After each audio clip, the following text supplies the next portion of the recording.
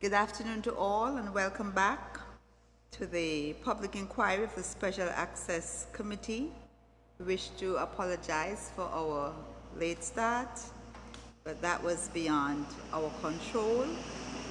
We are now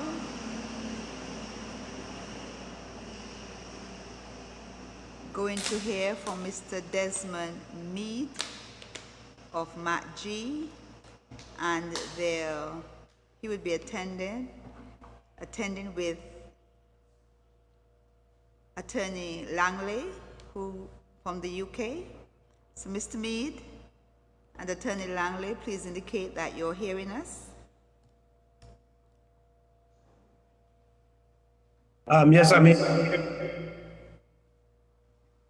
Good afternoon. Good afternoon, sir. Welcome to today's proceedings. Yes, thank you. Okay, for the records, can you please state your name and your capacity in which you appear? Desmond Meade. I'm president of Montserrat Access Group, Meade. Also aircraft pilot, student pilot actually. I'm on professional maintenance provider, my own business. I provide maintenance to private individuals who own aircraft. And I currently work as a line tech representative for 15 airlines at the Miami airport. I will apologize at this time for Mr. Langley. He's just finishing work and he will join in shortly. I was just on the phone with him and he will join in, but he said to give him about 15 minutes to be ready to participate. Are you hearing me?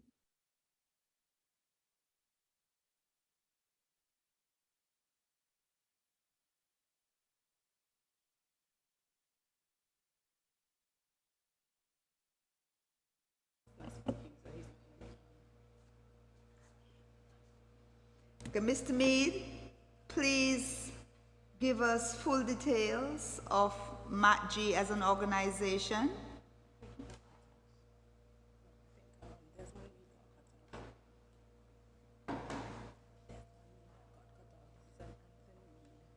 Desmond Meade, we've lost him. We've lost him. We've lost Mr. Meade.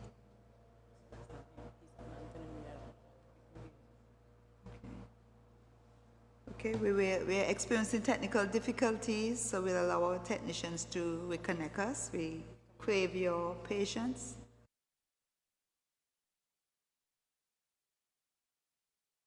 Mr. Meade, are you back?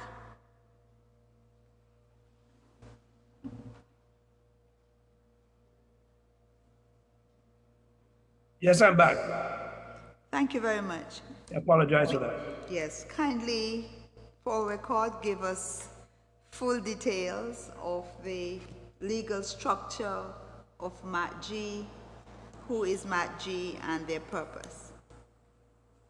Montserrat Access Group is a purpose-driven organization created and designed to solve and review access issues into and out of Montserrat, whether by air or by sea, and by extension on our portfolio, any access issue within the territorial boundaries of Montserrat.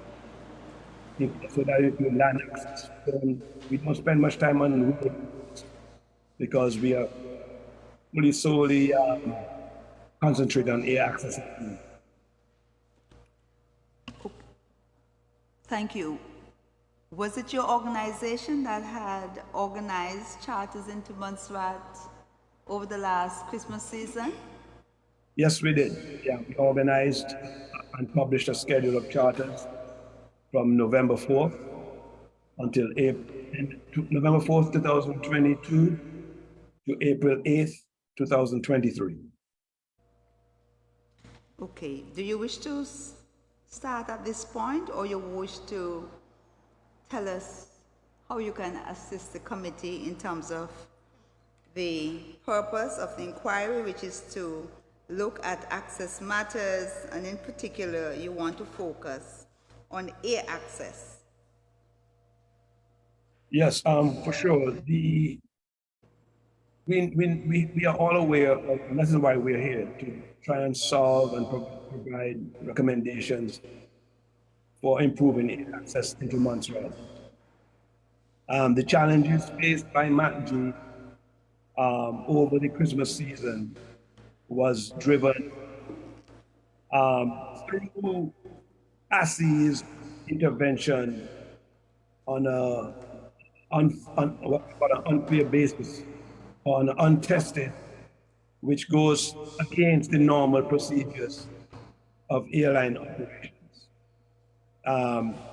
MACG contacted Winair, which was certified at the time to operate into Montserrat, and their most recent review in August of 2022 gave them full operating privileges into Montserrat. As I just mentioned previously, our schedule of charters started on November 4th, and we conducted the first charter on December 4th, and the second charter on December 12th, correction.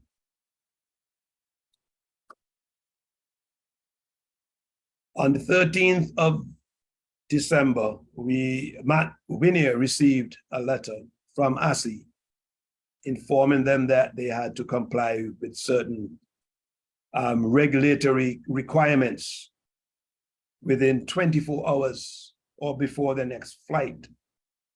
And that effectively told Winair that they had to fix what ASSI described as certain anomalies and other criteria within their performance manuals within 24 hours. That being said, on December 11th, Winair was given the assurance by ASSI that their performance manuals and performance criteria was up to date and current. And just to repeat, actually, Winair was given their biannual review in August of 2022.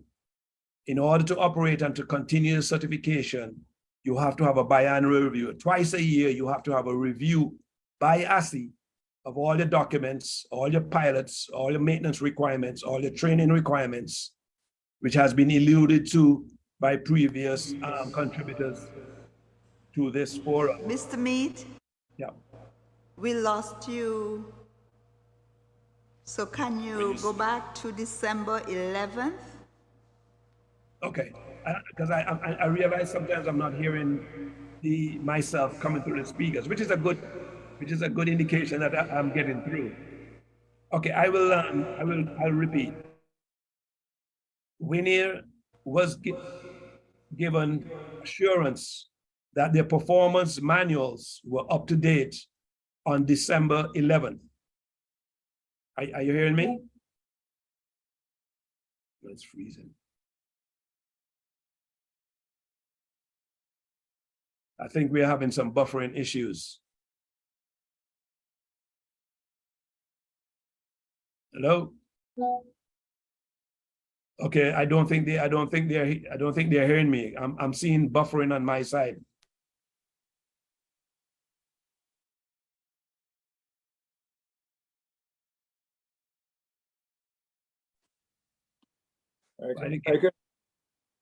Huh? Tony, you need to sit up. You need to sit up. You know, you're looking kind of laid back. Oh gosh.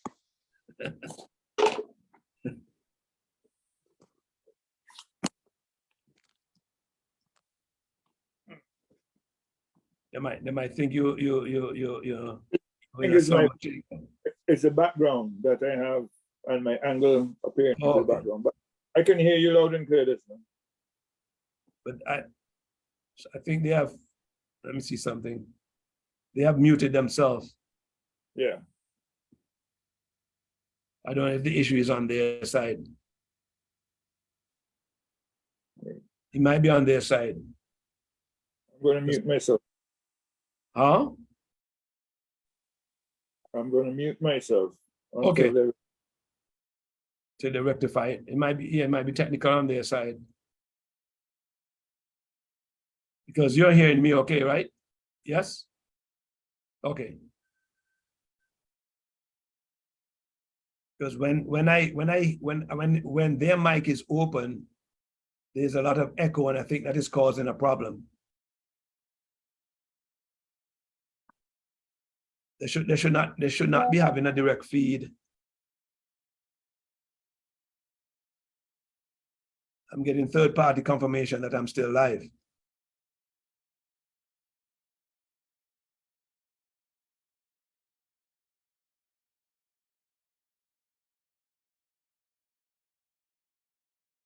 Their mic is muted.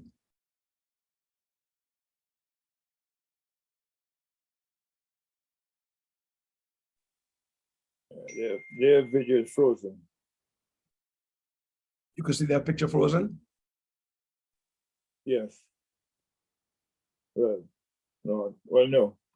Not now. Seems to be fixed.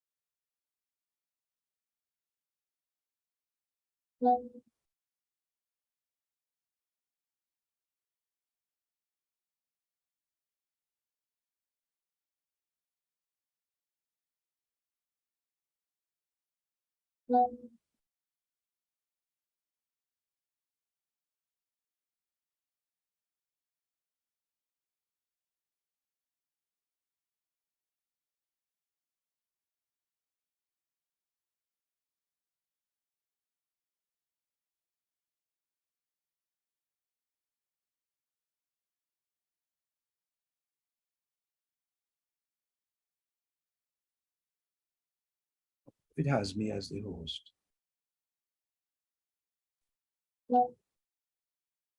Mr. Meade? Yes, ma'am. Wonderful. I pray we can proceed without any more interruptions.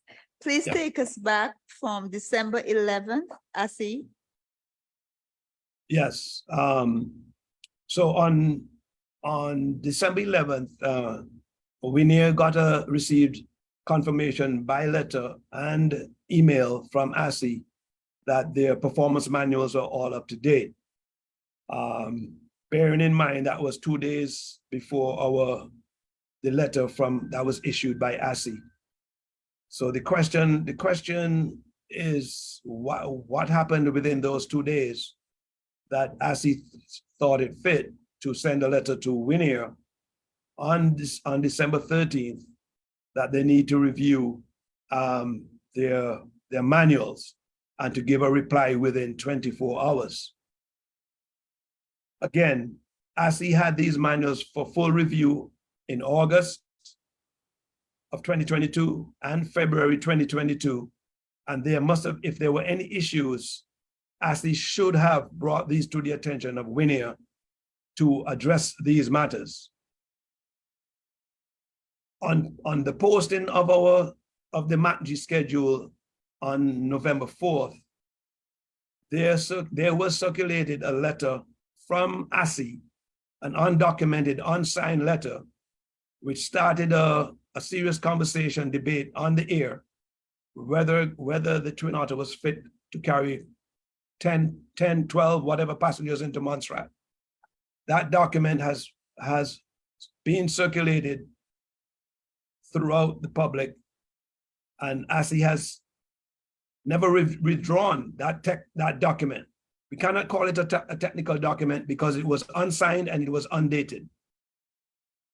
Any document coming from any regulator must be certified by a signature and a date. So that letter, which was circulated on or around the 10th of November 2022, should in fact be struck from record. And it is my recommendation that if ASSI has a copy of this letter, they need to fully explain the purpose of that document, because it did spark the spiral and controversy of which where we surround ourselves now with regards to the performance and the limitations of the Twin Otter. Bearing in mind that the RESA, I'll mention the word now, RESA, is the backdrop for the reduced payload of the Twin Otter. We are not disputing the fact that all aircraft have limitations based on a runway available. But the letter that was dated and signed on December 13th by Justin Rothwell from ASSI gave no indication whatsoever as to what was wrong with ASSI's letter. And I will quote from the letter. The letter states,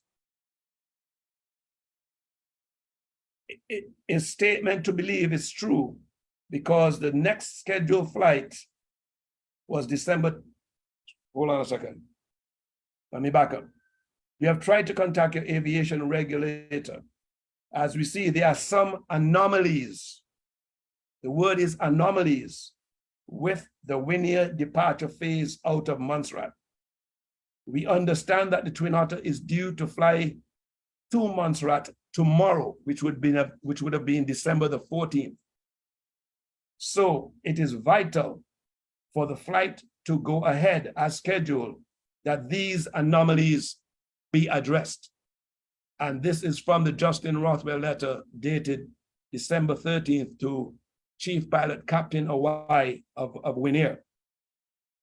If there are anomalies in any operator's documents, whether be maintenance, training, even subcontractors, fuel providers, air traffic control, if there are any anomalies, these must be spelled out in detail and reference to a particular, in this case, OTA or regulation to show the operator where their operation is deficient.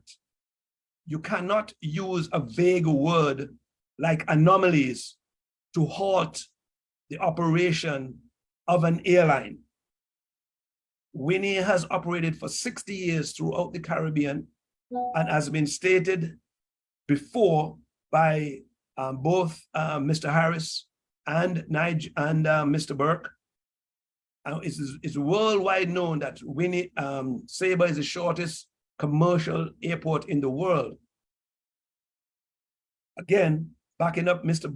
Captain Burke's statement, there are weight restrictions into Sabre. Yes, just like there are weight restrictions into Montserrat. Winier voluntarily has a 16-passenger payload limit. Voluntarily, this was not recommended by ASSI. The contract signed by myself with Winier states 16 passengers. And that is in line with Winier's performance rules, which was validated by ASSI as late as December 11th. What happened between December 11th and December 13th to require ASSI to instruct Winier to fix anomalies within 24 hours? That is unprecedented in aviation history. Winier has no accidents, no incidents into Montserrat or any of its operating territories. I am not saying they have a perfect track record.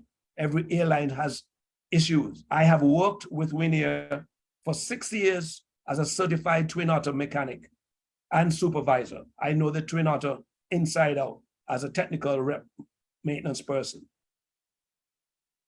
and working with Win Air, seeing them operate flights into Sabre seamlessly.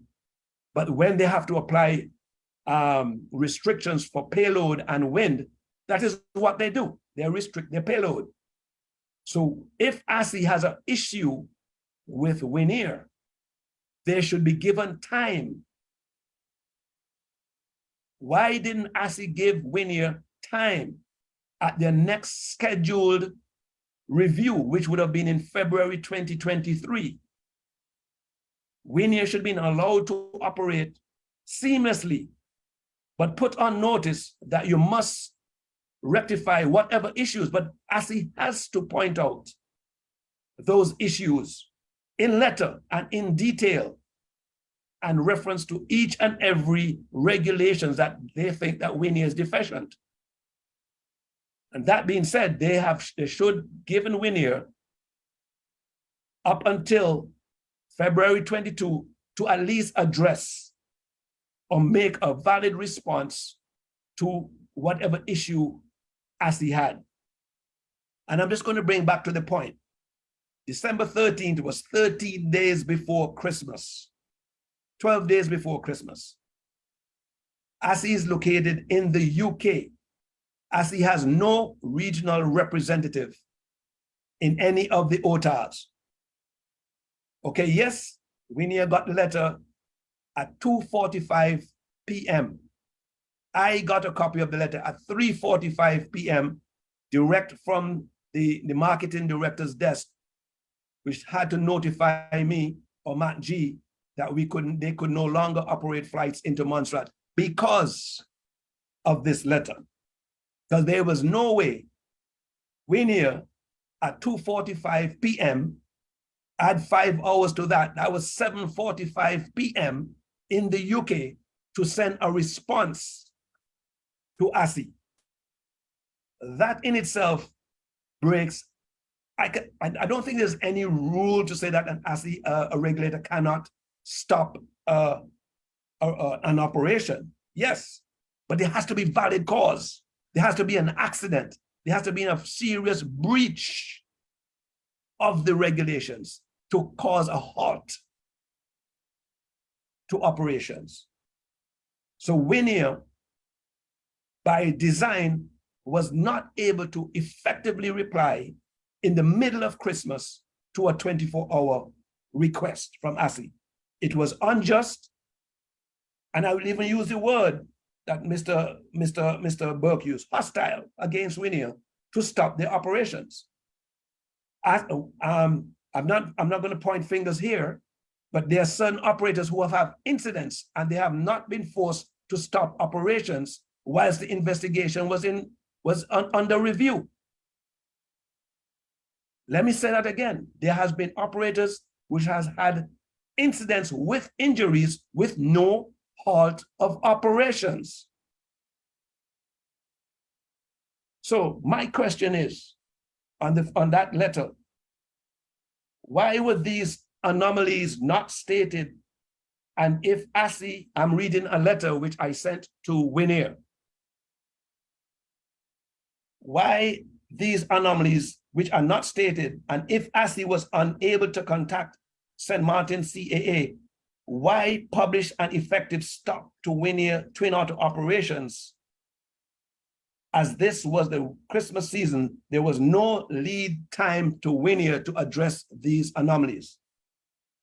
Question one. Question two, how would Win Air be able to draft a reply within 24 hours to reply to ASI with the scope required and the details not indicated? Additionally, Win Air was given assurance that the manuals have been approved.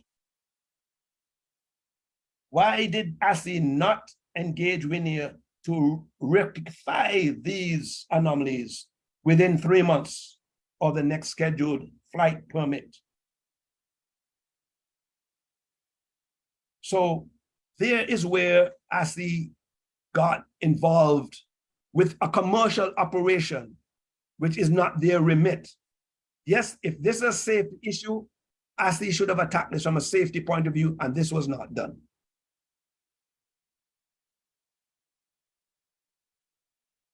I'll pause for any questions at this time.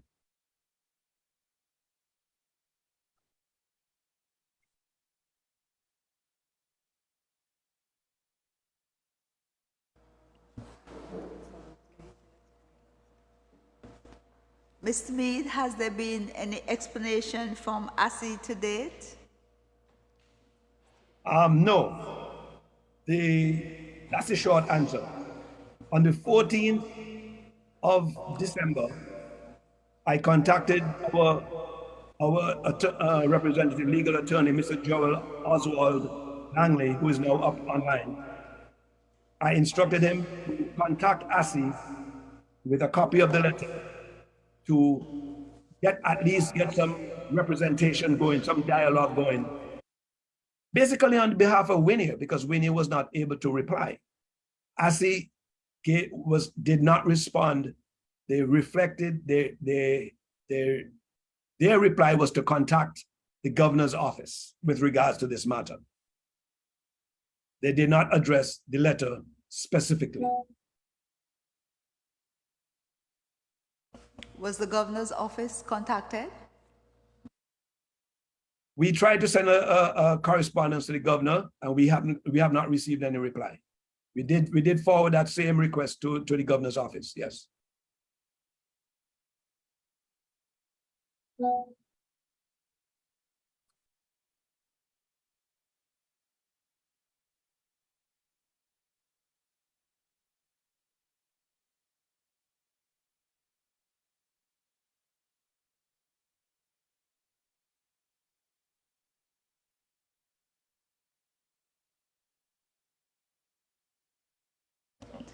Having not received any response from the governor's office, what actions, if any, were taken?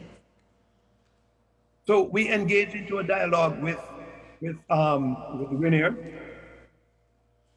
based on the operational rules that were given to Winnie. They were still allowed to operate passengers to Montserrat because their certificate had not been revoked. Let's bear that in mind.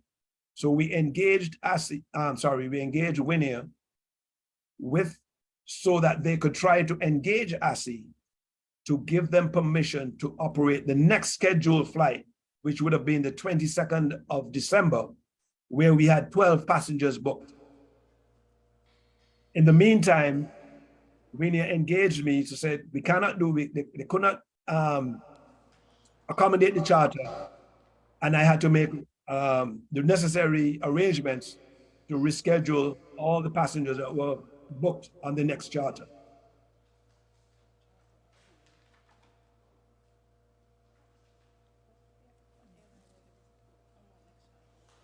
What airline? It was the same Winnie for the next charter, or did you have to use another airline?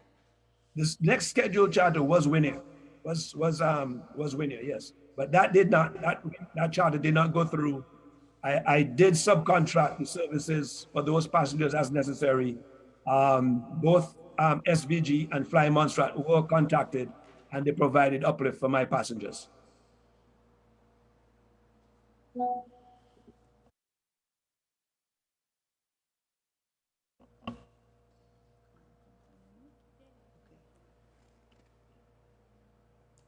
I am being careful. What, MATJ as an organization, having arranged this charter, what were the ramifications or the results of this? Well, we had several passengers who were affected directly. They had to overnight when they came to Antigua because we had to reschedule the charters because they had already paid for their flights to Montserrat. They already paid their tickets, of course, from the UK. Most of them were coming from the UK. I had one passenger from the US. So their tickets were already purchased. I made arrangements for all the passengers, those who needed accommodation. I made the necessary arrangements for them, but I did pass the information on that they would have to be responsible for their overnight stay, because that was the arrangement, the original charter anyway. All passengers were aware that they would have needed to overnight in order to make the charter on the morning of the 22nd. Are you able to provide the committee with the cost that you would have incurred in rescheduling the accommodations or any other costs that Matt G would have suffered as a result of? Well, let us look at this. We lost effectively half of our scheduled charters from December 12th through April 9th. We were unable to perform any of those charters. On a rough estimate, we look.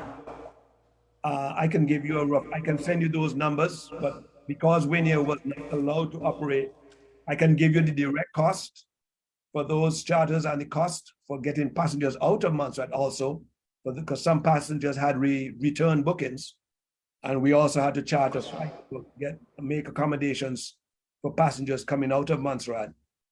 Yes, I do have those figures available, and I can provide those to you.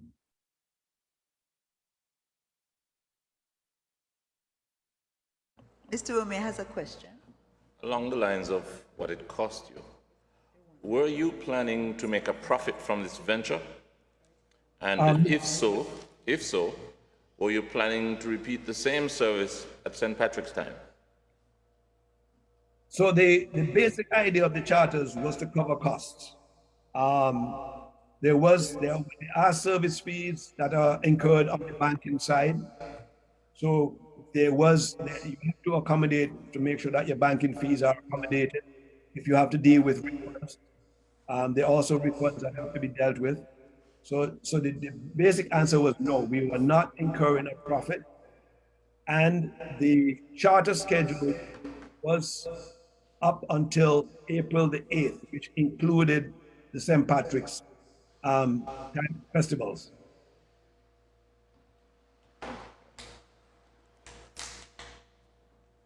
And you have not had till date any response from the governor's office, is that correct? No, I have tried several, obviously I have engaged the government of Montserrat through direct letter contacts, trying to have meetings with the government of Montserrat and also the governor's office in review of because Winier's certification has indeed lapsed as of February 28th. Their pilots subsequently have also lost certification coming into Montserrat because they have not been able to fly their schedule or to do any training into Montserrat. Winier does have obligations that they must meet, and I'm not here to lay blame on Winier or point fingers at anybody at this juncture. But we have not been able to review either from the government side or from the governor's office to review this matter, and we have engaged through our attorney these letters to the governor. Did I hear you correctly to say you've had no responses from the government, nor from the governor, nor ASI? That's correct. When I sent the letter to the government of Montserrat, I have not received a reply at this time. Did they acknowledge receipt of your communication? Yes, but that was it. So you're sure they received the communication? Okay. Yes. What department did you write to? It was sent to the Ministry of Communication and Works, copied to the Premier. And would you be able to share those communications with us, please? Yes. Thank you. Anything further on that?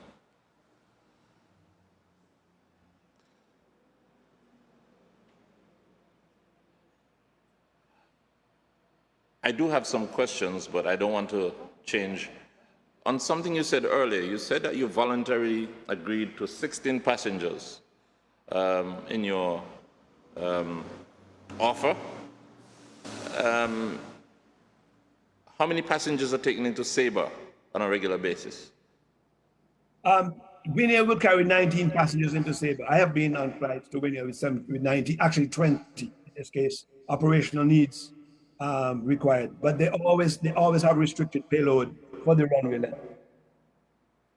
But they carry 19? 19, yes. But and what's the length of their airstrip? 1,300 feet, 400 meters. And do they have a RISA?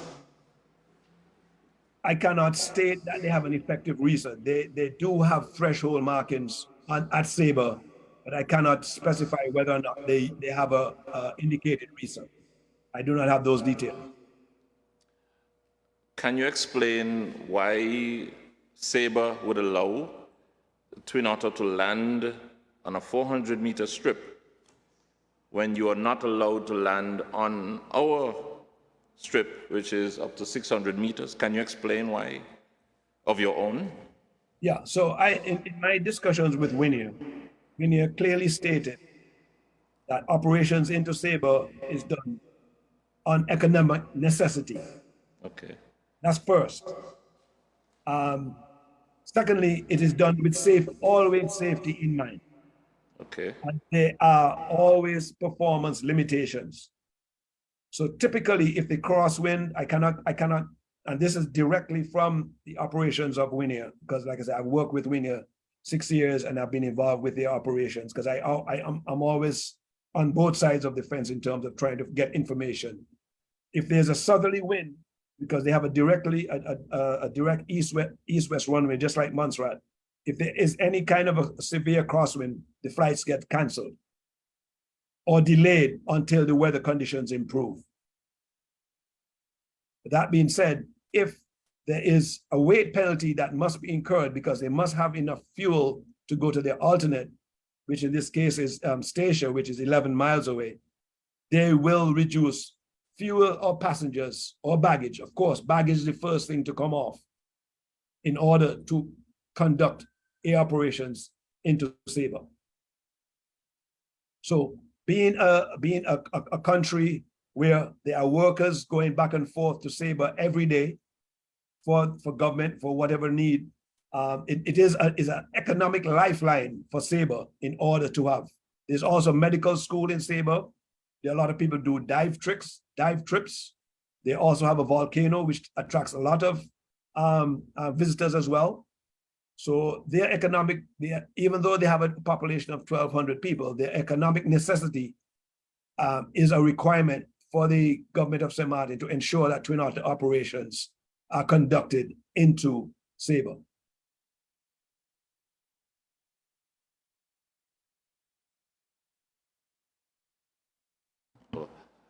I remember it being touted out about that you were allowed to land with 10 passengers. Where did this 10 passenger figure come from? I'm glad you asked the question. That letter came from that document, which I said got circulated by ASI, from ASI, whoever. It was written by the same Justin Rothwell. It came out on or about the 10th of November, if my memory serves me correctly. It was undated and unsigned. It did have an ASI logo on it, but it stipulated that the Twin Otter requirements for Gerald's based on 523 meters, 523 meters, that the passenger limit would have been 10 passengers. But didn't you say that around the same time you got certification that Wynia could land? Isn't that? Wynia's certification has never been revoked. You just said November. You said November. Is it November or December, did you mean? You said this letter, The letter that came out regarding the 10 passengers was November 10th. November 10th. And when did you get your certification? Wynia's certification has been in effect since August of 2022. And was it confirmed in November? It was confirmed up to December 11th, 2 days before. December 11th. December 11th, yes. That is when. And you're saying during that period, another letter was circulated with ASI's logo on it, saying that you'd have to land with 10 passengers. Yes. Can you share that letter with us, please? Yes, I can. Yes. Please do that, if you can today. I'm a little confused here. So let us look at the timeline. Let us look at the timeline.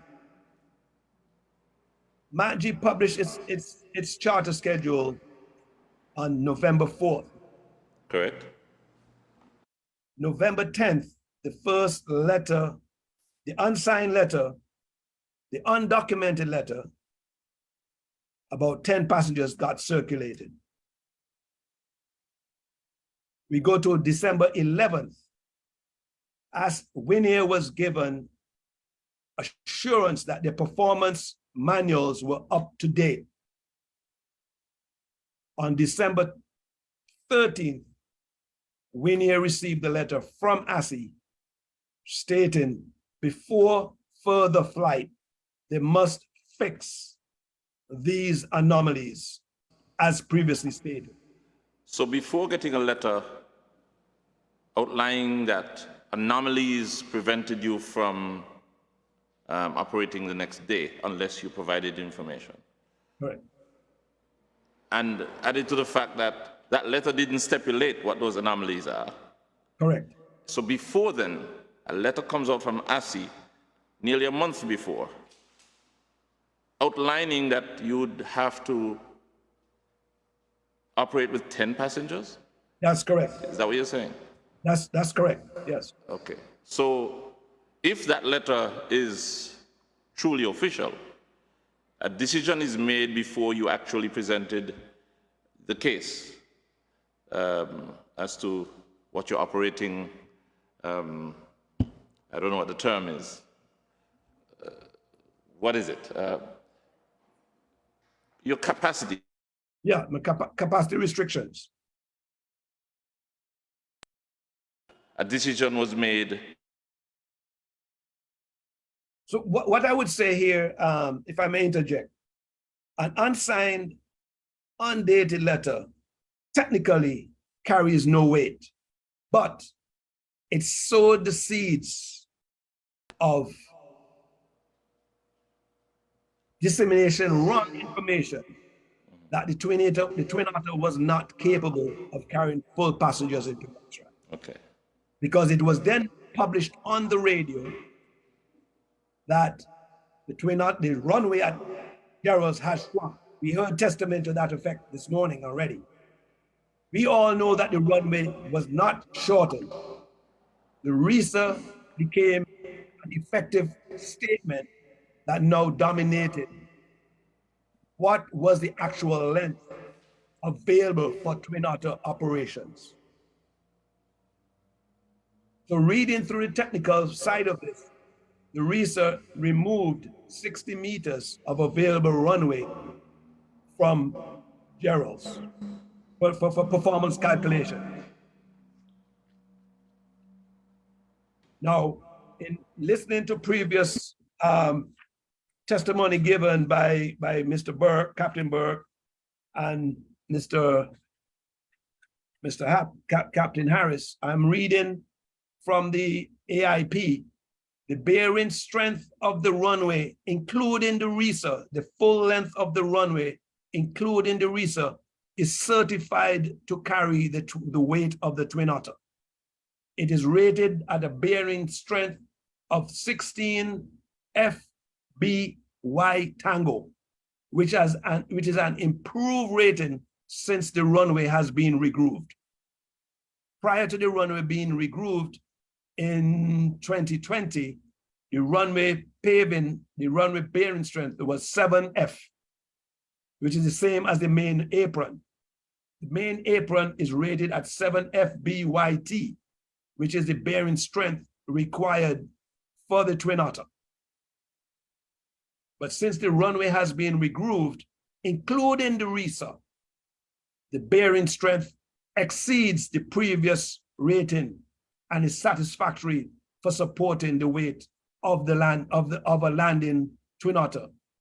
And that includes the RESA. No, you cannot land on a RESA. You must land beyond the threshold marks. And that there is where the contention comes in. But having stated that, we must look at where the Twin Otter is allowed to do its takeoff roll from. And there is where most of the performance criteria is getting is in dispute. Are you using 523 meters? Is the Islander using 523 meters? Or is the Twin Otter allowed to use the 599 meters which is the full length of the paved surface of the runway, which is in Winair's performance manuals, which has been previously approved by ASI. And could you please repeat that for me, sir?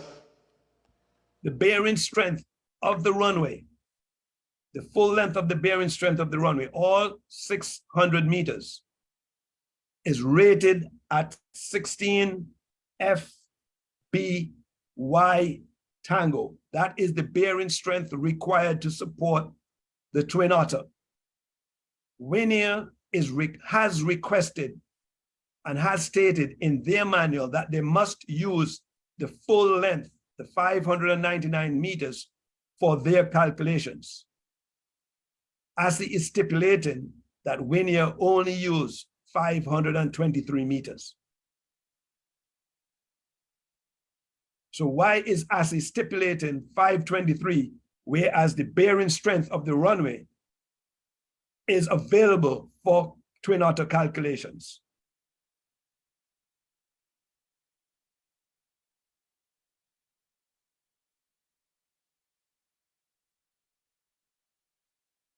ASI will be here to answer some of the questions you're asking, so we're happy to hear the questions that you suggest that need to be asked. Another piece of information coming out of the AIP, it says the declared distances of the runway, of the Torah, includes 13 meters beyond the threshold marks. The threshold marks are those big white lines across the runway. So Winair, in its calculations, includes those 13 meters for their calculations. The same is also true in Anguilla. In their AIP, it states that they can use additional runway length beyond the threshold to operate large commercial aircraft, which is necessary for them to improve their tourism product in Anguilla. So in this case, why is ASI taking away 13 meters from Winair when they are allowing in Anguilla 150 meters to be used for additional runway length? So these are all important technical questions which are written in the regulation. It is written in the regulation. This is not something I'm extracting this directly from the airport information publication, which I have the most current subscription of.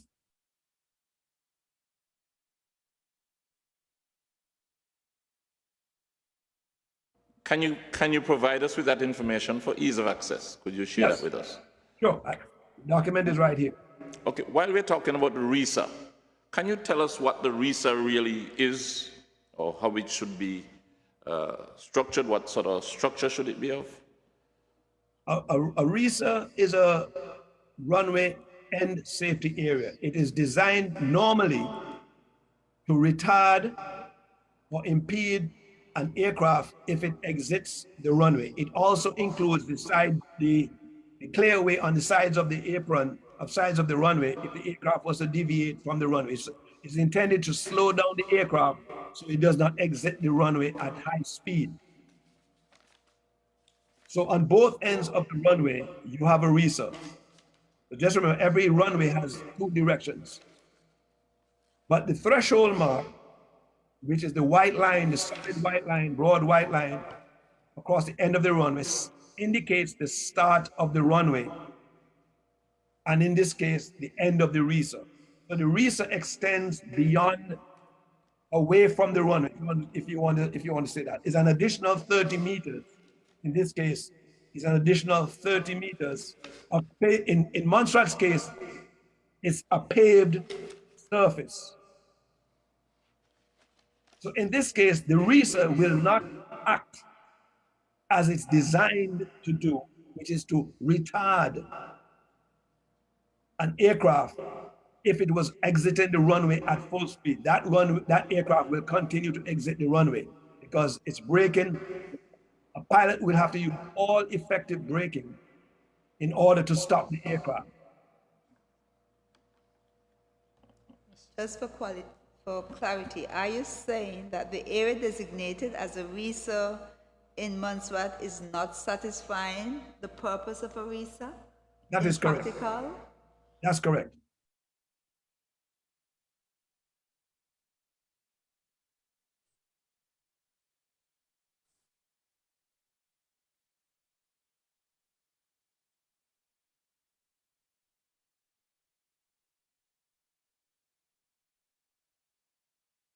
I'm looking through my notes as well to bring up some other information on the RESA. So the RESA, under the regulations, as previously stated by Captain Harris, the RESA was implemented by ASSI under recommendations from ICAO, right? But the fact that the runway is unpaved, the fact that the runway and the RESA is paved, make sure I am clear. The RESA is only advisory from ICAO.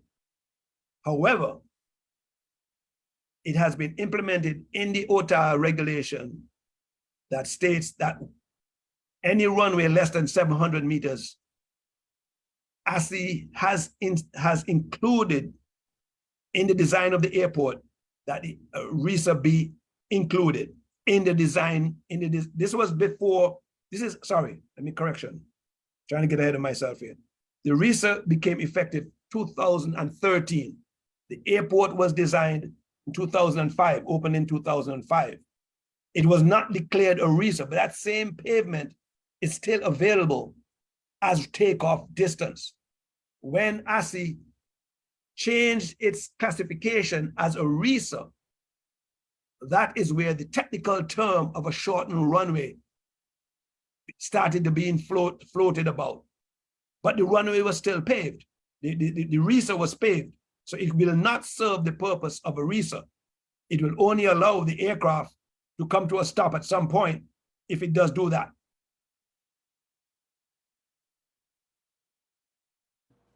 May I ask, is there anything? I've asked the question of those who've come before me, and I'll ask you the same question. Based on performance over many years, how would you compare the performance of the Islander and the Twin Otter with regards to Montserrat? Fair question. The Islander is designed for short takeoff and landing, just like the Twin Otter. Both aircraft meet the same basic stall criteria. They land and take off in short distances. However, with regards to takeoff on single engine, there is no comparison. All aircraft have a V1, a VR, and a V1 speed. The VR speed is called a rotation speed.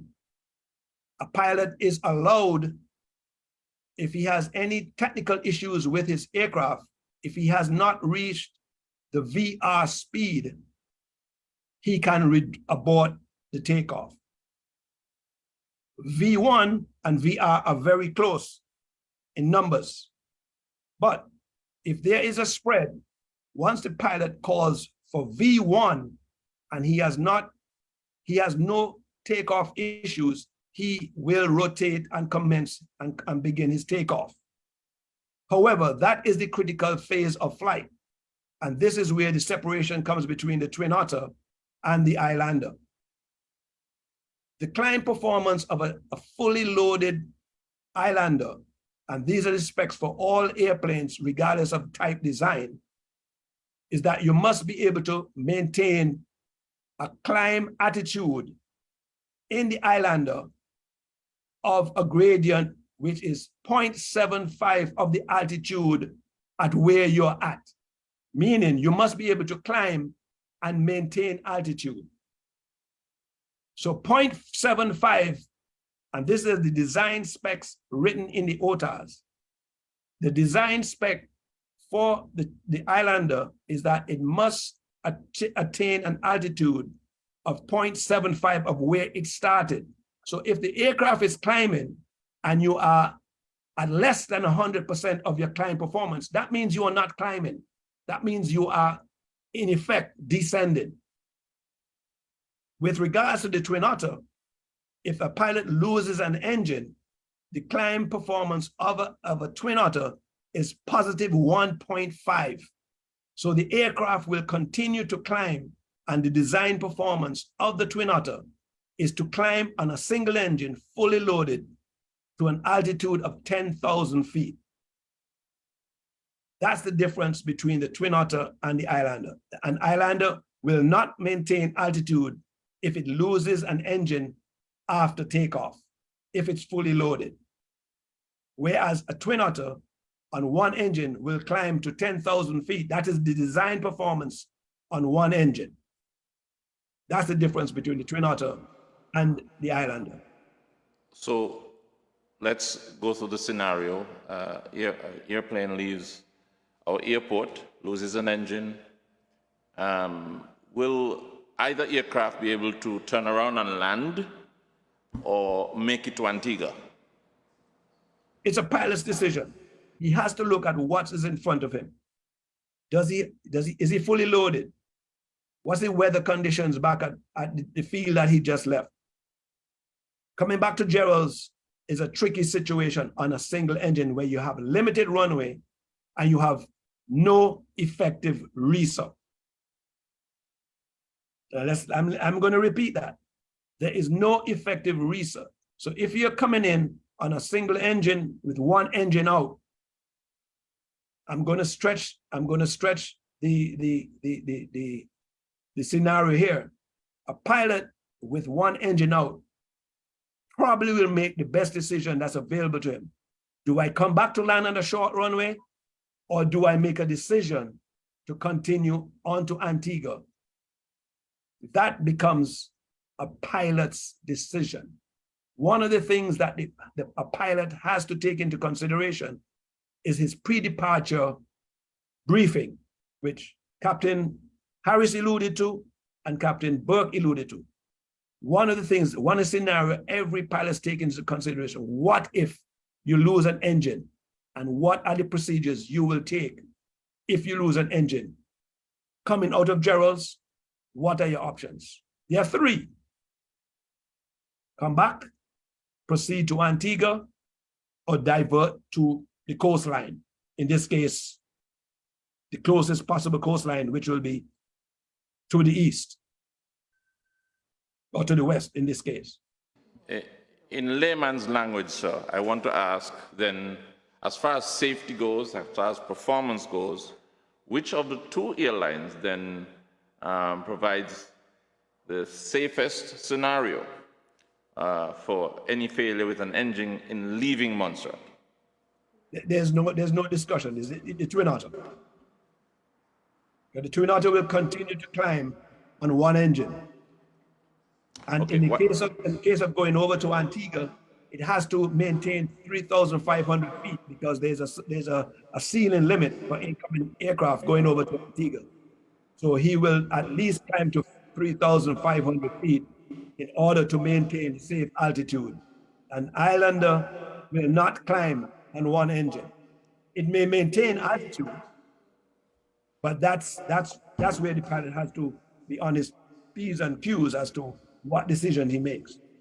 Okay, while we're at it, I understand your primary experiences with maintaining airplanes, is that correct? That's correct. Yes. Did you ever work for Fly Montserrat? Yes, I did. Could you tell me when? I worked in 2005, 2008, 2009. And you heard Mr. Harris speak about the maintenance challenges faced with not having a hangar and having to fly to Anguilla often. Could you explain those challenges in more detail to us? Okay, so I was certified under the auspices of the Anguilla maintenance facility that he alluded to. I still have my certification stamped with me. I was allowed to do maintenance on the ramp, certain light maintenances, as he referred to, brake changes, tire changes. At that time, we were not allowed to do the 50-hour inspection on the ramp, as he did not allow it. ECA did not allow it at that time. So the option was just to do the line maintenance, keep the aircraft serviceable. We did the overnight checks on the aircraft and have it ready for dispatch in the morning. In order to do the 50-hour check, at that time, they had to fly the aircraft to Anguilla to do the 50-hour and the 100-hour inspections. Your mic is off. Sorry, what is the gain or loss in allowing or disallowing you from doing the 50-hour check? The gain, if he can do it on the ramp, he saves money, he saves fuel, mainly fuel and pilot time, because you're losing flight hours. You cannot log. That is going to be a ferry flight unless he gets a charter that can pay for that flight. So technically, it's just a ferry flight, so he's not making any revenue on that flight. Plus the fuel. So that's going to be considered a Part 91, or just is a non-commercial flight. Okay. What's the significance of not having a hangar? How does that impact your ability to maintain a plane properly? Well, every 400 hours, the fuel nozzles have to be taken out of that engine and changed every 400 hours. That's the hard driver, and there are many maintenance actions that take place on the Twin Otter at 400 hours of flight cycles. So that was considered a phase inspection. So the aircraft has to go into the hangar to do maintenance. That kind of maintenance cannot be done on the line. Many times you're opening up panels, you have to go into the avionics bay. Sometimes you have to go into fuel panels, and you have to have a hangar in order to do that. Is that for the Twin Otter or is it for the Islander? For the Islander as well, both aircraft. Yes. Okay, all right.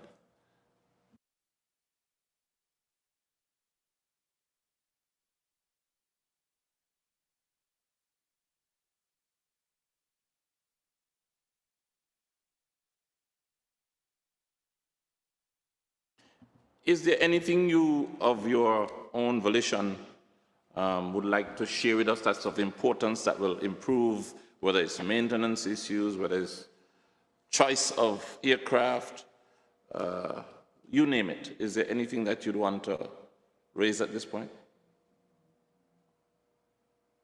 The limitations of the runway should not be ASI's decision.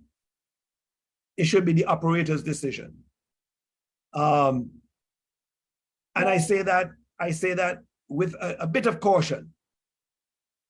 As Captain Harris has alluded to, that runway conditions dictate how a pilot flies in and out of an airport. But at 500 feet, we have a penalty against us in Montserrat. If ASI is going to stick to the available runway length of 523 meters, then there need to be additional runway developments taking place at Gerald's Airport. And there are two. One is in extending the runway to provide the research. I have provided some draft sketches to the government for extending the research, both ends, both the west and the east end, using non-traditional methods. I have provided these drawings to engineers, and the engineer said, Desmond, this method will not pass the engineering test. That being said, government should be looking at extending the runway to accommodate the research and provide a true research. That way, we can get rid of the 599, that will give Winnie back the 599 meters that they require to carry a fully loaded twin otter out of Montserrat if ASSI is going to stick to their 523-meter requirement for the twin otter, which I think is incorrect on ASSI's part. As Captain Burke alluded to, a dispensation or a deviation can be applied for by the operator, which mitigates any risk, which would include the use of reverse thrust for their calculations. And I'm going to quote again the regulations.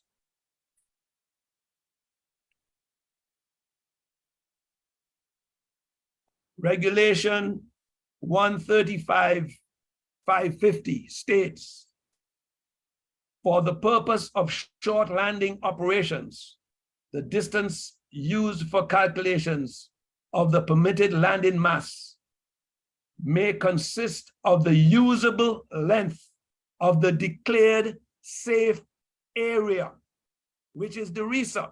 This is verbatim out of the regulations. The governor may approve such operations in accordance with the following criteria: demonstrations of the need for short landing operations, which is the use of reverse thrust. There must be clear, and I will repeat, there must be clear public interest. And public in this case is the government of Montserrat included. There must be clear public interest and the operational necessity for the operation, either due to the remoteness of the airport or due to the physical limitations relating to extending the runway. I'd like you to repeat that, please. Please repeat it. The complete. OTAS 135-550 states, short Appendix 1, short landing operations. For the purpose of short landing operations, the distance used for calculation of the permitted landing mass may consist of the usable length of the declared safe area plus the declared landing available. The governor may approve such operations in accordance with the following criteria. 1, demonstration of the need for short landing operations. Again, I repeat, demonstrations of the need for short landing operations, meaning the use of reverse thrust for stopping. There must be clear public interest and operational necessity. The operational necessity here is the short runway, either due to the remoteness of the airport or to the physical limitations relating to extending the runway. So if we cannot extend the runway to give us a RESA, the governor can approve the use of reverse thrust. It is written here in the regulations. No, in layman terms, let me make sure I get that right. This morning, or this afternoon, Mr. Burke, Captain Burke, spoke about having the authority to deviate from a restriction. Correct. Are you saying that the governor, through this statute, has the ability to deviate from the restrictions in place right now in that? This is not a deviation. Okay. This is not a deviation. This is an operational need. Okay, good. A deviation is when you're doing something that is not written in the requirement.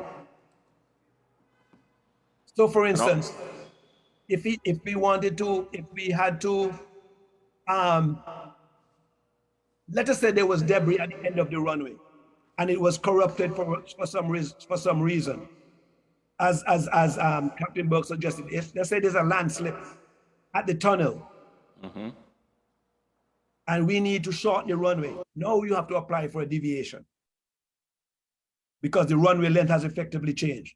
Then you'll have to apply for a deviation. But this is operational. This is in the regulation.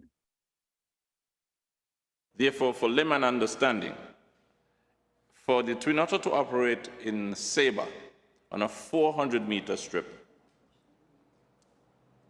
were they given some form of deviation, or was it an operational leave? Operational leave, yes. And their regulation is not much different from this. Their what? Their regulations is not much different from this. Okay. The operational regulations are not much different than this, because they have the economic necessity. It's written right here, clear public interest. That covers that. There must be clear public interest and operational necessity. Okay. Can you tell us who is the regulator for Sabre? St. Martin's Civil Aviation Authority.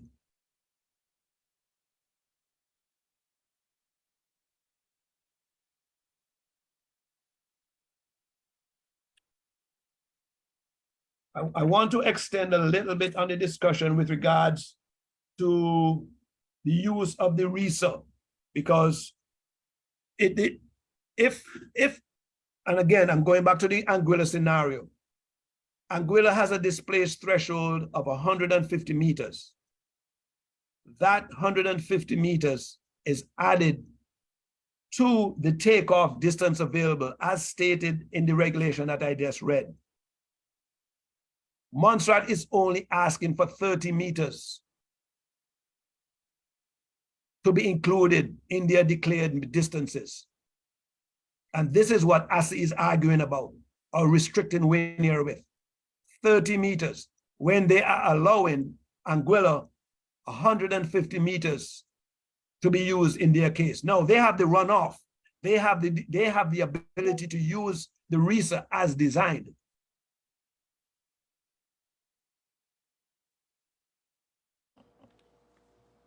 Does Anguilla has the RESA as designed? Yes, yes, they do. 150 meters.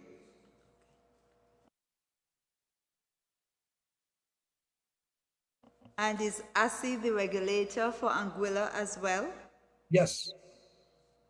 They are OTs, they are OTA's territory.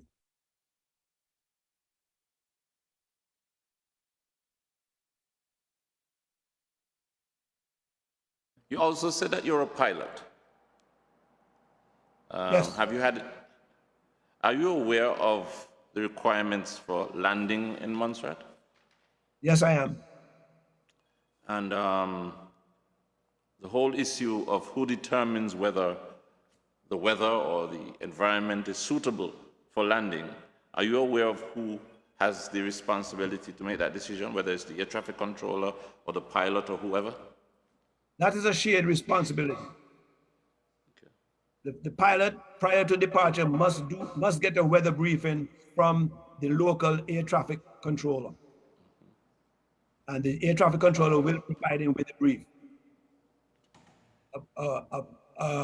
Air traffic controller can recommend, based on trends, a departure time or a landing time. Once the pilot is en route to his destination and there is need for an update, it is not unusual for a pilot to be coming in and ask, current weather, please, or current, especially the winds. In the case of Montserrat, they want to know that the wind is right down the runway. Now, I've never flown into Montserrat. I've flown in there several times as a passenger. And I know the procedures that is required.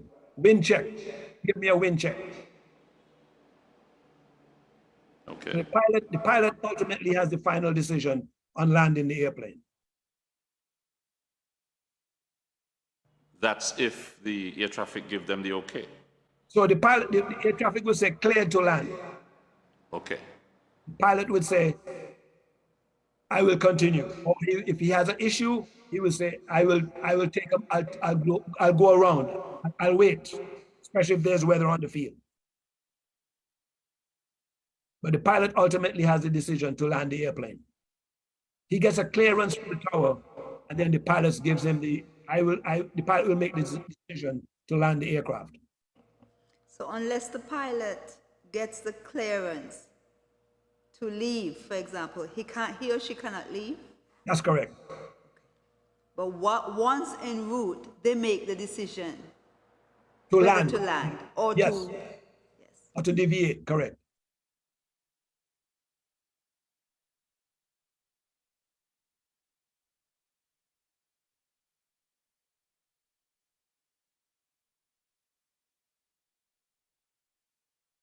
Mr. Meade, I know that the attorney is accompanying you. Yes, Mr. Langley is available. He can respond if he wants to. Okay, if he has anything he wants to add to the discussion, we will hear from him. But He is online. There he goes. Hi, good evening, good afternoon. good afternoon. Nothing further to add. Nothing further to add from me, thanks.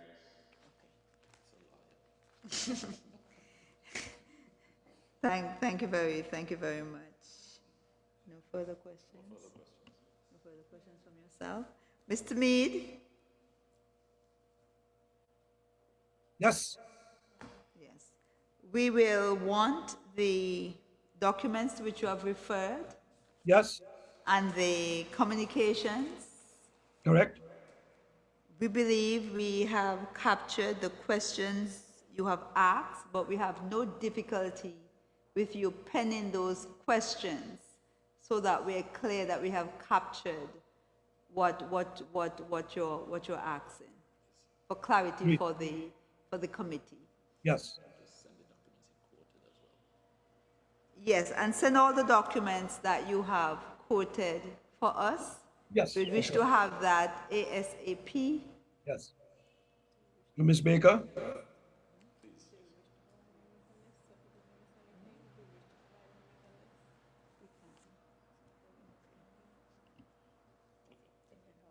Thank you very much, and your attorney as well, for appearing before the committee today.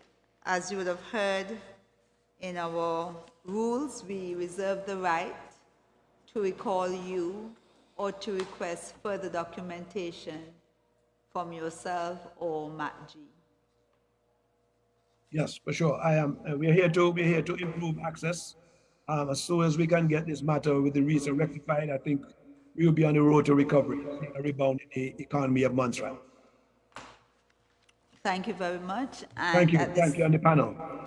Thank you.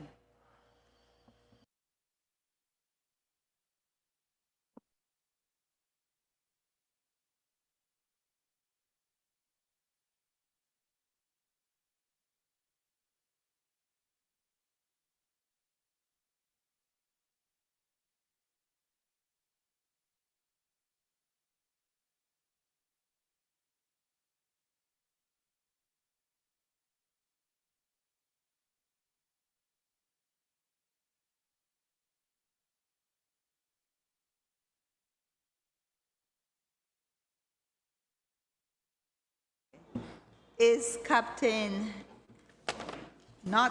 there's not Captain Tony Meade? Is he still with us?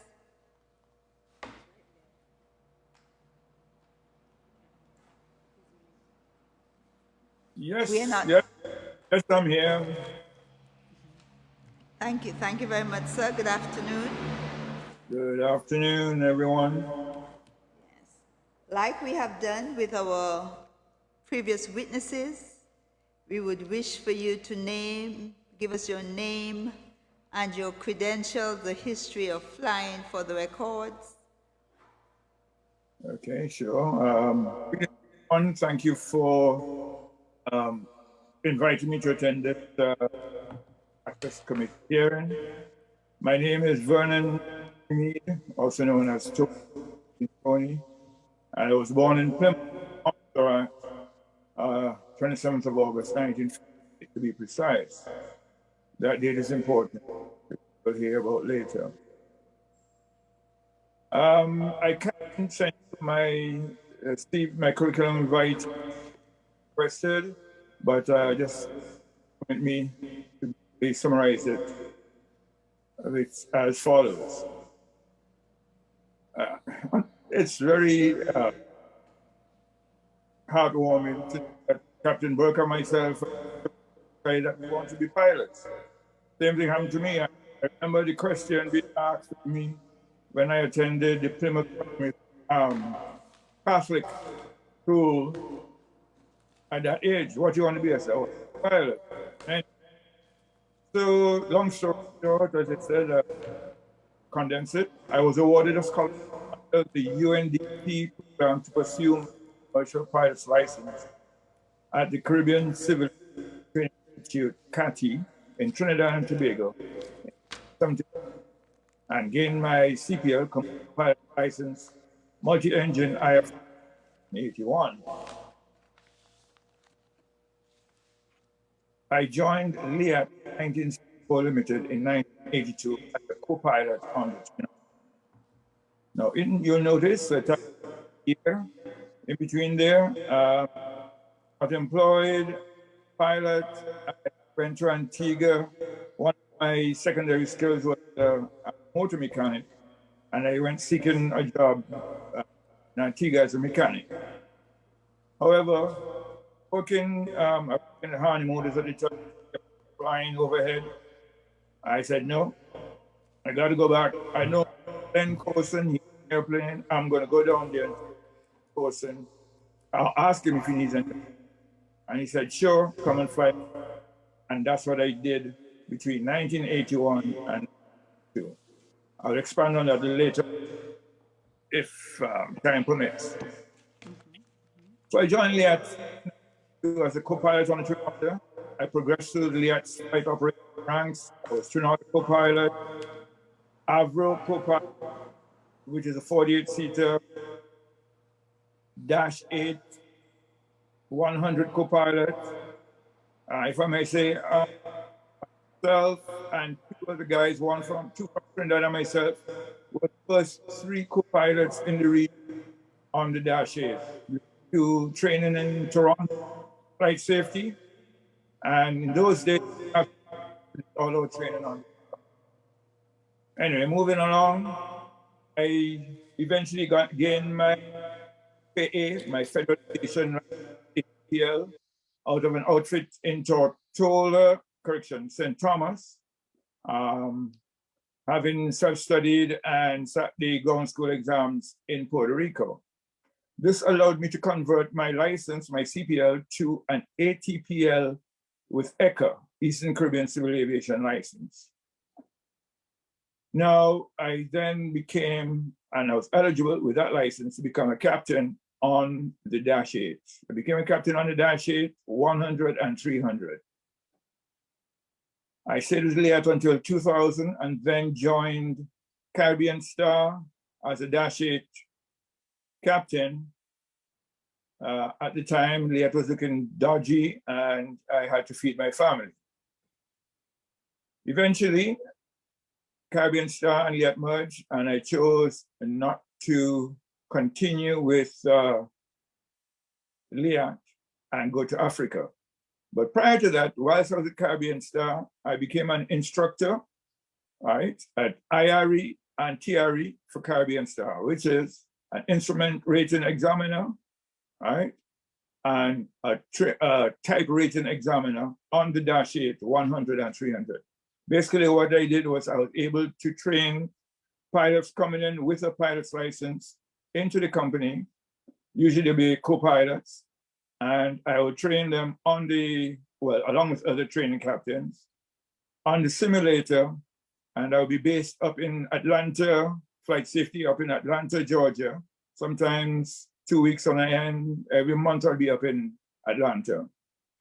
So I left Caribbean Star and Leah as a flight instructor on the Dash 8. Went over to Nigeria in Africa. What happened there was that some of my students who were captains went over there when they heard of the conditions over there, and they were looking for experienced captains on the Dash 8. I joined a company called I flew with Air Contractors, Airlines, Top Brass Aviation.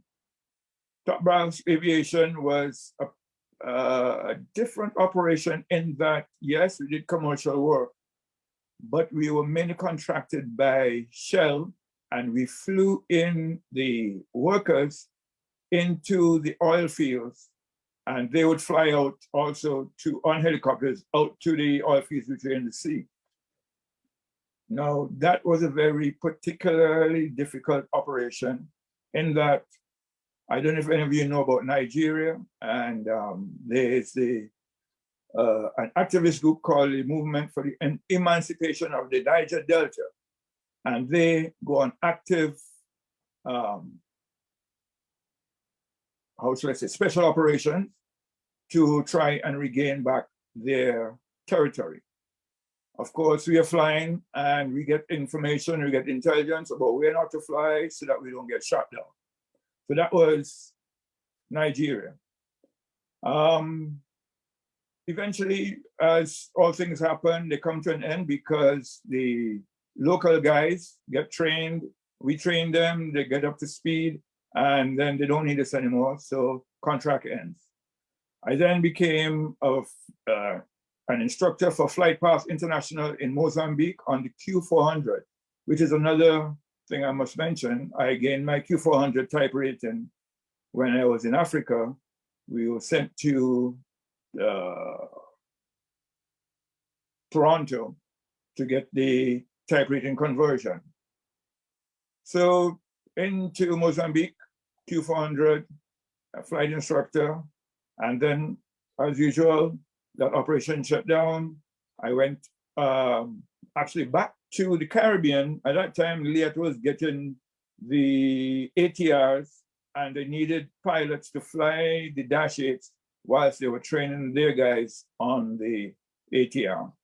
So I was back in the Caribbean for a while, and then I went back. Then I got a contract with SpiceJet in India to go and fly the Q400. However, midstream, I reached as far as England, and then that contract was terminated because SpiceJet had major problems. I then got a call again, we need you in Mozambique. I went down to Mozambique, and that's when I went to Mozambique, then that closed down, went back, then I got a job offer in Ethiopia. Went to fly with Ethiopian Airlines and stayed there for about 3 years. And I just signed on to another 3rd-year contract when the pandemic started to hit. Now, when I was in Ethiopia, I flew to places like Djibouti, South Sudan, a place called Juba, Hargeisa, Mogadishu in Somalia, and Entebbe in Uganda. I was also stationed in N'Djamena, Chad, which is sub-Saharan, and Malawi. Now, towards the end, when the pandemic started to hit, we used to do flights of PPEs into Mogadishu. Right, our Q400 basically is a Dash 8 on steroids. The Mogadishu operation was very unusual. We had to do special routes into there to avoid being shot down and fly at certain altitudes to avoid being shot down. I also used to fly African Union troops to and from Kadugli in Sudan and Ethiopia. Once again, special procedures to avoid being shot at. Now, at my age, as I said, that it is important. I am retired as an airline transport pilot, and I will continue in my capacity, whatever, in aviation to help the land of my birth. So enough about me. If you will permit me, I have a little brief in here, which I think about the access issues into Montserrat. Is that permitted? That's permitted. Just one question or two. Have you ever Yeah. flown the Islander? I have not flown the Islander. I've not type rated on the Islander. Flown into Montserrat? I have mentioned I've flown the Islander into Montserrat. I have flown the Twin Otter into Montserrat, both day and night operations, both as co-pilot and as captain when we had Bramble Airport. Thank you. Proceed, please. Yeah. And I mean, I have about 1,500 hours on the Twin Otter total. I have total time approximately 17,000, 18,000 hours total, most of which are on the Dash 8.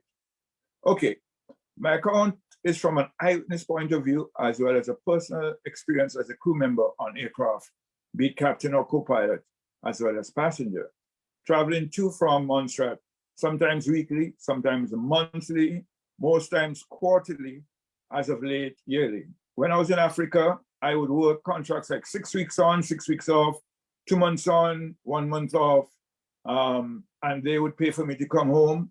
So that is how I was able to do these trips.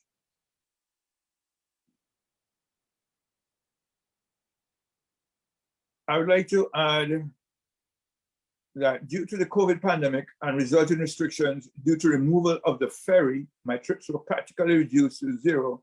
And I must add, that is the longest time interval that I've been away from my beloved island. So from the previous statement, one would say I was a regular commuter in one form or fashion by air or surface. So where does one start? The beginning, I guess, is a good place to end. But I will define my beginning to the days when Blackburn, which became Bramble International Airport, was approximately 1,000 meters or 3,300 feet. Montserrat was served by Liat's aircraft. They had the Islander, the air-conditioned, which 9-seater Islander, which my Australian friends, which they taught me this word, the agricultural Islander, right? And then the air-conditioned and pressurized Avro 748, which was replaced by the comfortable and sophisticated Dash 8 100 and 300 series. The Avro at that time was a 48-seater, which was reduced to 44 seats to accommodate the baggage the typical Caribbean traveler had.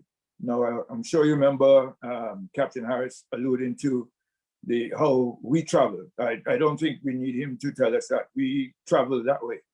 I could tell you a story about my mother who came up from Dominica one time on the federal boat with a chicken coop, right? But we won't go that story. That's a story for another time.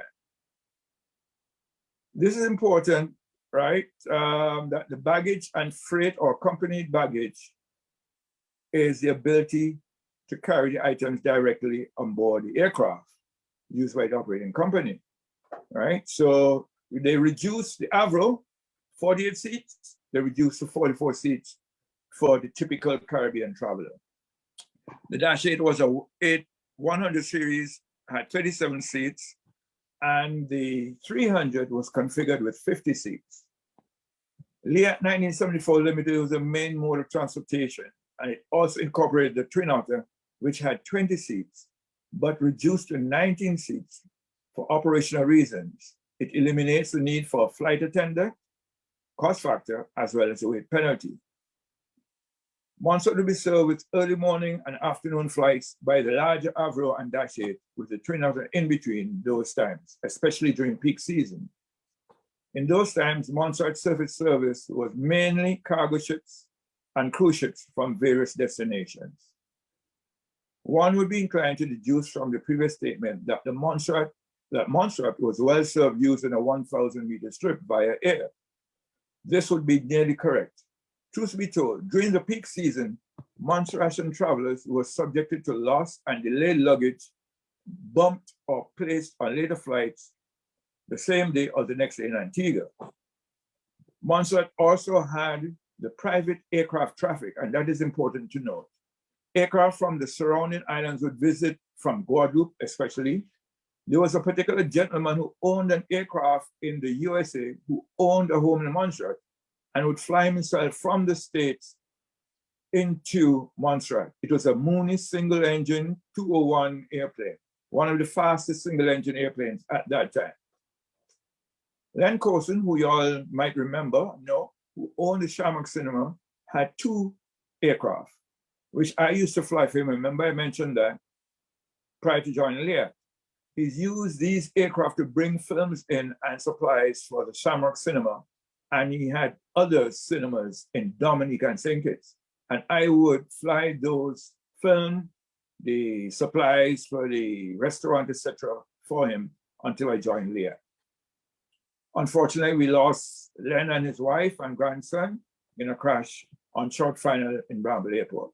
By the way, the twin engine which he crashed in, I brought down from Chattanooga, Tennessee, where I was trained on the way down. My first time I touched that airplane was 4 o'clock in the morning, and we left Chattanooga, Tennessee, and came all the way down with stops, and then stopped in Puerto Rico. I completed my training there, and I brought Len across with the aircraft to Montserrat. Anyway, there was a lady who lived in Montserrat who worked in Antigua. She would commute daily, Monday to Friday, from Montserrat to Antigua, leaving in the morning and returning in the afternoon flight, spending weekends in Montserrat. And that is an idea of what proper access can do for you, all right? By having an airstrip of that length, Montserrat was on the aviation grid, so to speak. Any airline with similar equipment to Lear could come to Montserrat. There is actually a video of a Hercules C-130 aircraft landing in Montserrat. Look at that airport. Those of you not familiar with that aircraft, just look up that name, Hercules, and it gives you a clue to its capabilities. So that, once again, is what access via only a 1,000-meter airstrip did for Montserrat. Imagine what a 2,000-meter strip can do. American Airlines direct from the USA to Montserrat? Of course. Back to reality and present. Air access today is via a meager 600-meter airstrip, which has been reduced to a usable 540 meters. Why? Good question. And we've heard the previous gentlemen, including ably by Desmond, Meade, Mr. Meade. He's done a lot of homework. He really surprised me there. He's outdone himself there. In fact, a government minister is on record about this mysterious affair. Why do we have this reduced 540 meters? As a result, Montserrat is squeezed, yet we are strangled for reasons unclear and to profit who? Surely not Montserrat. The needs of the many far outweigh those of the few. The imposition of the suggestion, the imposition of the RESA and its subsequent results in reducing the LDA, landing distance available, and the TORA, takeoff run available, should be withdrawn and replaced with a method which allows for calculating for performance, takeoff, and landing. These must also include the declared RESA distances. And I think Mr. Meade, the other Mr. Meade, clearly stated what needs to be done. I am challenged, I know I implore the Minister of Communications, Works and Energy to push back on the forces that have us in the stranglehold. The people will support him. I'm sure we will support you, Mr. Minister. In addition to the previous additional 100 meters of fully stressed runway, which should be added to the eastern end of runway, in other words, I am suggesting that we extend the runway as the other Mr. Meade has alluded to, right? To take into account any possible runway extension that may occur in the future. This present AXS is likened to the process of eating one's oatmeal via sucking it through a straw. In closing, I'd like to thank once again the committee for the invitation to be part of this hearing. Thank you. I'm open to any questions. Thank you, Mr. Meade. Well, we have had Captain Harris, we have had Captain Burke, and we have also had Mr. Meade, Desmond Meade, who have spoken about the technical aspects of the RESA, the runway which you have alluded to, the regulations from ASI, and that has been ventilated. Is there anything else you want to add to the technical element? We welcome the Yeah, history. I yeah, must say that you have given us in this inquiry, because that we did not have. So we truly welcome that. It shows where we have been and where we are going. But for the technical aspect as a pilot, and you have an illustrious career as such, what would your input be if you wish to add anything to that? As I've said, we've had some information on that. okay. Yes, a couple of things. And I think Captain Burke forgot one thing, that Captain Burke and myself were in a meeting one time with the then Prime Minister, Chief Minister, prior to the closure of Bramble. Right. And we had a meeting, just the three of us, and the Chief Minister at the time, I can call his name if necessary, said it was a take it or leave it. And he was talking about Gerald's Airport. That's what we're getting. So I leave that there for now, and I'll continue with the Twin Otter. I have approximately 1,500, maybe more, hours on the Twin Otter operating, captain, co-pilot captain. As I said, I used to fly into Montserrat, Bramble Airport at night. I've flown throughout the Caribbean from Tortola all the way down to Trinidad on the Twin Otter, operating into difficult fields like Canefield. Everybody knows about Canefield. Place called Carriacou, Canoan, Mustique, and SVG, of course, Barbados. And there's an airport, in the old airport in St. Vincent, which has its challenges for downwind takeoff. No, I understand. I heard Captain Harris refer to not using, and the ASI has talked about you cannot use the reverse for calculations for performance. No, I think I know why that is. First, there are no charts, there are no performance charts available which shows what the airplane will do in reverse. Well, actually, on paper, in calculations, graphical calculations, all they tell you is that in flight, do not select reverse or you could lose control of the aircraft. All right. In other words, you're flying along. Don't be an idiot. Put the airplane in reverse and try to go backwards. You will lose the aircraft. However, on landing on touchdown, there's a position before you actually get to reverse. It's called beta fine, where the blades are not actually producing forward thrust. In other words, not in reverse. They are flat. They're disking. That is what you are allowed to do. Right? And that slows down aircraft. It's almost like you're hitting a brick wall. No.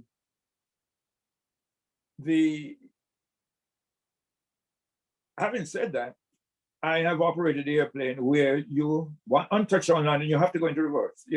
I've been into Canefield where I'm actually landed with full flap in reverse, on speed, right? Good speed. And because of the wind conditions, the airplane just took off again. I'm in reverse. Remember that. The airplane got airborne, went off the side of the runway. I just had to just apply power again, bring it around, and bring it back in. So having said that, the reverse creates a certain problem. The Twin Otter does not have rudder steering. In other words, the rudder pedals, the aircraft control, if you want to go left or right on the ground, on most aircraft, you use the rudder pedals, which are pedals on the ground. They do this. You see the pilot doing that on the island. The Twin Otter has a tiller, right, which is on the controls and is operated by your fingers like this, all right? Now, the problem occurs when you land and you go into reverse. Should you lose an engine, one engine, you can lose control of the airplane if you don't know what you're doing. And I think this is where the authorities are saying you cannot use reverse or should not use reverse. All right. However, as someone mentioned, I think Mr. Meade mentioned, before every flight, you test. There are tests for the, you test, oh, it was Captain Burke. You test your outer feather and you test your reverse. And it's called a beta backup system. The beta system prevents the aircraft from going into reverse asymmetrically. All right. In other words, one engine doesn't go into reverse and one doesn't go forward. Right. Then, of course, you have a problem. So basically, you're allowed on touchdown to go, what we call it, crack it. We crack it into beta, right? And that puts the blades fine and it stops the airplane down very effectively. And that is what I would suggest, that you can actually continue now going into reverse as required, as necessary. But there are no papers, no charts to show really what the airplane can do. In other words, it will perform better, but they can't say how much better it will perform on landing distance. Now, I saw some questions about the takeoff, and also which one I would prefer to be in a twin otter any day with the engine out, engine failure after takeoff, than an Islander. I've had a friend who's flown an Islander from Barbados, from Mustique to Barbados one night. The engine failed and they ended up in the sea because one engine could not take them to Barbados. One person died, and well, the pilot, he had to swim for his life because the passengers wanted to kill him, and the rest of the passengers were rescued by the Coast Guard. That guy is flying in the Emirates somewhere. But having said that, we, as a pilot, you go through training. And I'll tell you this, we were very lucky. The pilot who had the problem on the Islander the other day, that the engine failed when it did, that she was airborne 2-3 minutes. Had it happened earlier, we would have had a different story. If it happened 5 seconds after takeoff, we would be having a different story in Montserrat. But I would like to suggest she was airborne, and she made the best decision to continue to Antigua. Best decision, continue to Antigua. Because landing, as someone said, a single engine into Montserrat, into that airport, JAO, would challenge the most experienced pilot. Now, I think Mr. Meade also said the performance, he gave the figures, which I don't know the Islander. But as I said, I have heard, and I've lost other friends on Islanders, right?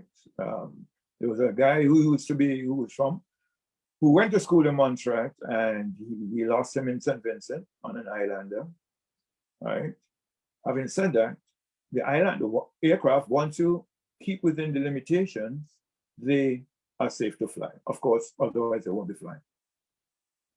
Any technical questions? I am open. If you have anything, if I can answer, I will answer.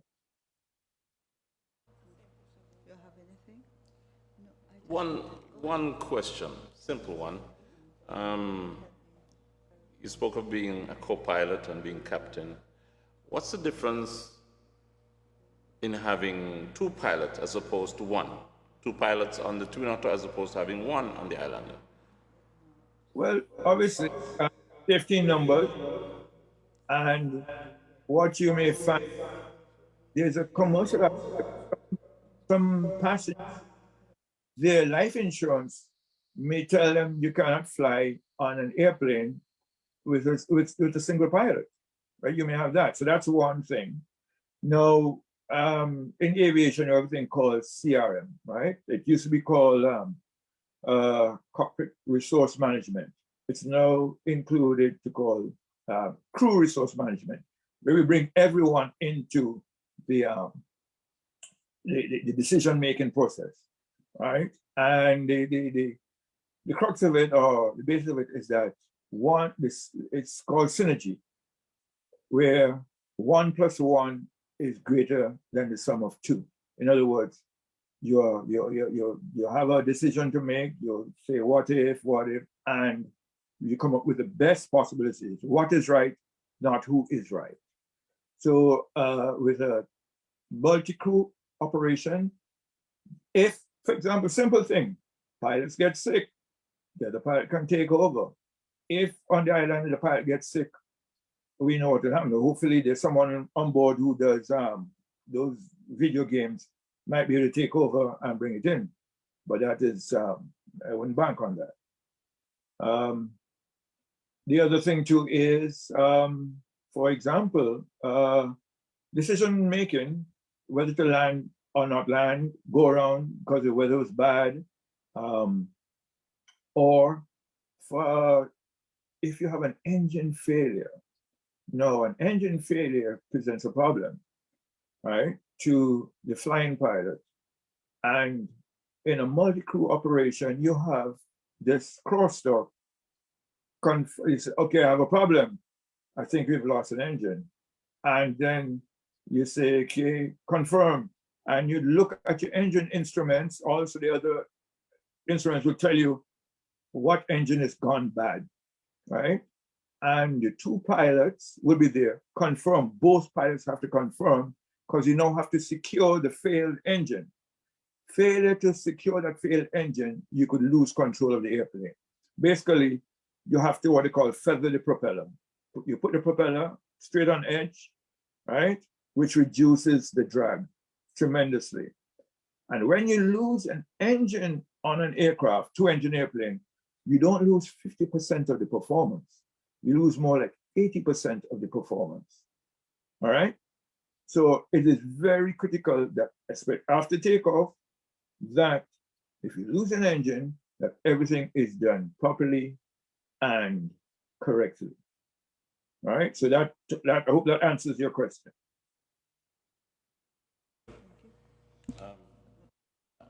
I'm tempted to ask you the same question I asked everybody else.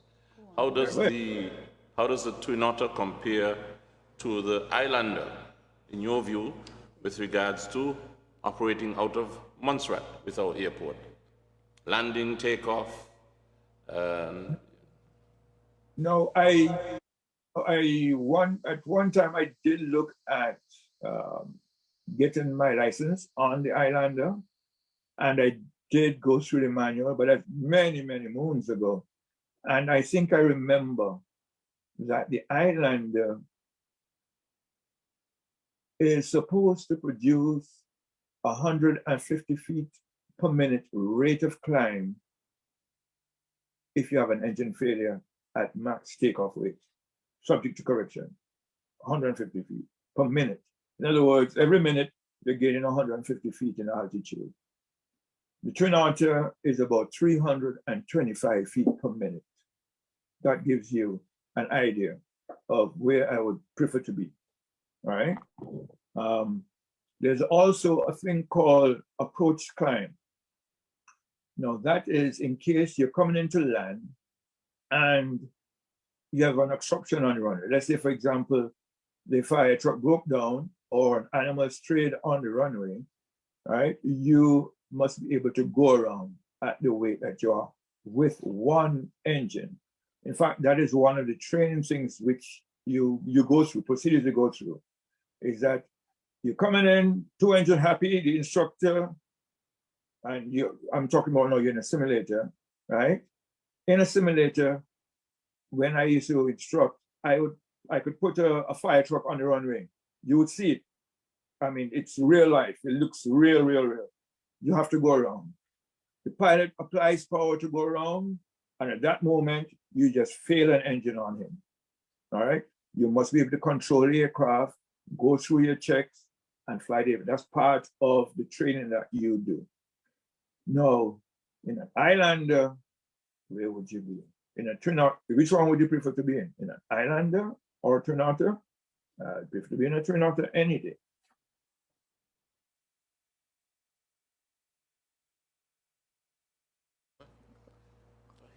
Go ahead, go ahead. There's a question from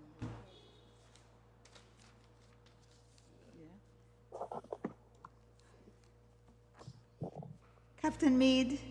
Yes, ma'am. We heard about the RISA and Winner that, I hope I'm wording the question correctly, with the implementation of the RISA and no account being taken of the reverse thrust in terms of the twin otter, what impact would this have on Winner being able to fly? Not Winner, the twin otter, not Winner, but the twin otter, to fly in Montserrat safely, into and out of Montserrat safely. How does that impact? Well, the research which they have put in, declared, is on paper. What they have done is said, okay, you have, if subject to correction, the runway is 600 meters long, all right, or your RISA is 30 meters on either end of that. No, the RISA is supposed to be at the end of the runway, going away from the runway, not at the end of the runway, going into the runway. You understand where I'm coming from? Right?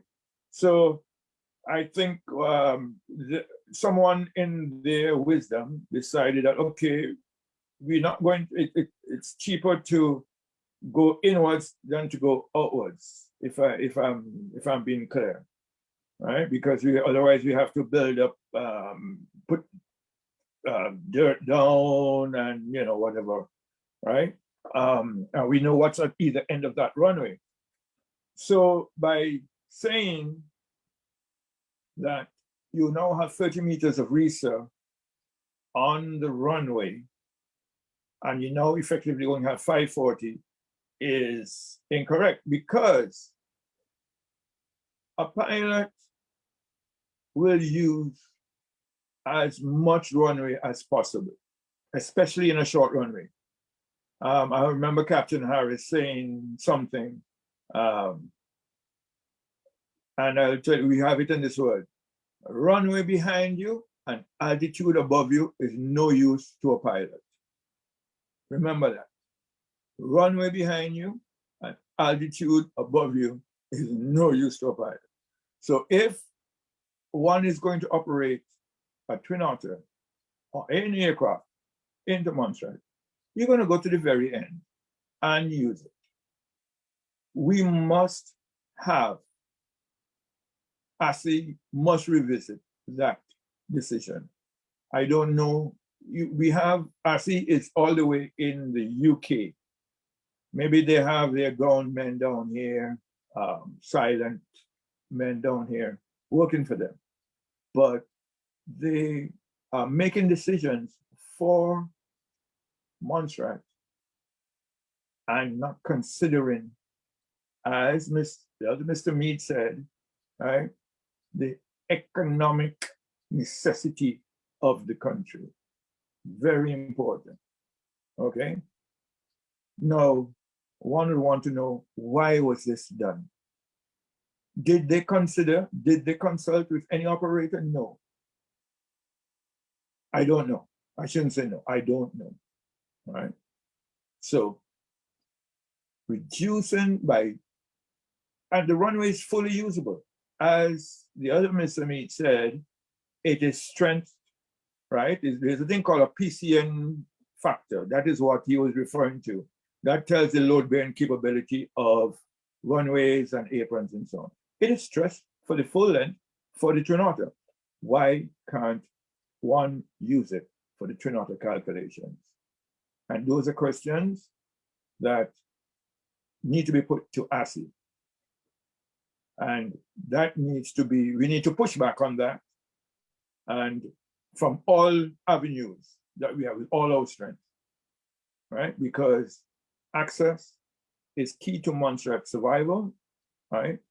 And as we all know, right, And this is one of the things that is hindering our access.